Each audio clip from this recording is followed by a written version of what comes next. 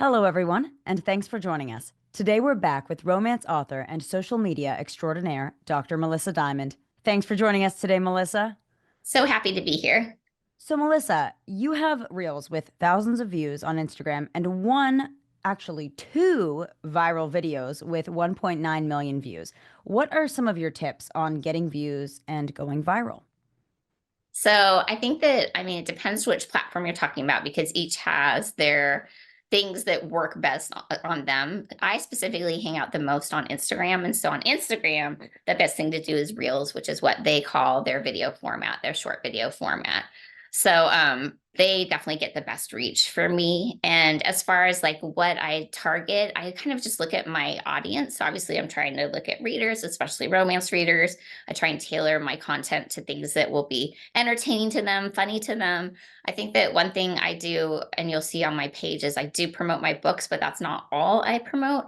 So I will have like videos that are unrelated to my books, but are still maybe related to reading that are like entertaining. Like I think I have like videos of a cat falling off a table, and it's just a funny cat video, but the caption will say something like, "Oh, when the slow burn starts burning," or "when the third act breakup hits," things like that that readers can relate to, but the image is just funny and entertaining. And although it doesn't specifically say like, "Hey, this is my book, go buy it," it keeps people, I think, coming back. And so I would say something about that, like not overly selling and being too spammy. Definitely, like every third or fourth post is going to be about my books.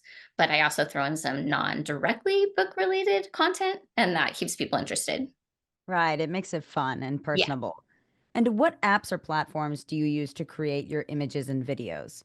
So I use Canva a ton. Like their graphics are just amazing. I think that one thing that people don't realize about Canva is there's actually a lot of really good video content that you can use there. So I'll use like a video of like an ocean in the background, and then I'll overlay maybe some dialogue or a scene from one of my books in front of it. And that gets it still to be a reel. It's dynamic, it's interesting, but people are reading a passage of my book. And I'll, make it something that kind of ends in a cliffhanger, or is something that will really spark people's interest. And they'll say, like, "Oh, I want to know how that paragraph ended, how that dialogue, ended. I'll go pick up the book." So the video content on Canva, people kind of forget that that's there, but it is there. And then I do use CapCut as well. Just the video editing of it is amazing. And a lot of people use the pre-made videos for it, but it's actually also a really solid video editor. Like just for example, if you're holding up a book and you're like I'm talking about my own book, your image is going to be reversed, right? You can go drop that into CapCut and invert the image, and so that your book title is reading correctly, because obviously people can't read books words backwards. So things like that I use CapCut for, that are really simple. The video editing part of it, really helpful. Right. And I want to talk a little bit about why you have two accounts on Instagram. So right now I just started a pen name for a dark romance pen name, which is like, since I write mostly like kind of like moderate spice or non-spicy books. This is very spicy dark romance. And so I wanted to kind of separate that out. So now Lexi Davis is my dark romance pen name. And I'm just starting to publish the first book off of that. So that has a totally different vibe. The aesthetics of an Instagram page or any social media page when you go to it should speak to what your branding is. So like if you go to my regular Melissa Dymond page, it's pink, it's light, it's kind of fluffy, it's romantic because I'm writing romance. If you go to my Lexi Davis, it's black, it's neon pink, it's like much darker of a tone. And so that is reflective of the content of the book. So you want people to just visually be able to look at your page and be like, I know what this person's writing about. And so for me, I just couldn't do that all on one page since they're kind of different genres. I think that's a great point because you kind of did do that for your spicy versus sweet, but I think dark romance is such almost a different genre. It is. It's really pushing tone that's a great note for authors that if it really is going to be that different, then you do kind of need a rebrand or a Yeah. second brand, Yeah. we can call it. Yeah. When I started out, I was like, why do people have all these pen names? And now I'm like, oh, I get it now. Right, right. And what are important story highlights to save in your opinion?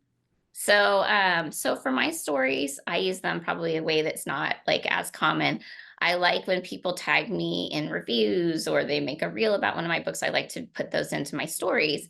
And that's kind of my way of acknowledging, like, hey, I saw that you did something really wonderful. Like, thank you for commenting on my book, reviewing my book. And then and then I will make story highlights because story on Instagram only lasts 24 hours and it disappears. But if you put it into a story highlight, it stays there permanently. And so I have story highlights. I'll always, for each book, I have always a review highlight, and I often have like an aesthetic and or quotes highlight as well. And so if I have 4 or 5 star reviews, I'll put them in my story, but then I'll drop them into my highlight. And then that way, if somebody comes to my page and they're like, what's this book about? Did people like it? Well, here's one spot where you can just go and click like holiday star reviews, and there's 100 4 and 5 star reviews, and that you can read through those. You can click and connect onto the actual full review. And it's just a really good place, I think, to organize your data and kind of have it easily accessible to someone who's new coming onto your page. So that's how I use story highlights. Everybody uses them a little differently. I think that's great because they're so fleeting. They're 24 hours, then they're gone. And what was all the work for and the organization and the neat things people tag you in? So you might as well save them. Yes, yeah. Now, Melissa, I want to close with just talking a little bit about followers. What tips can you give authors to grow to, say, the 18.2 thousand followers that you have? So obviously when you start out, it's really difficult to get followers.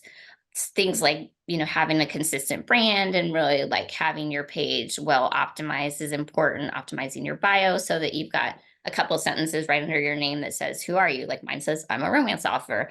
I, have sweet and spicy books, and all my books have a happily ever after. You just have a couple bullet points there where you really want to organize who you are so your audience can look at that and know right away.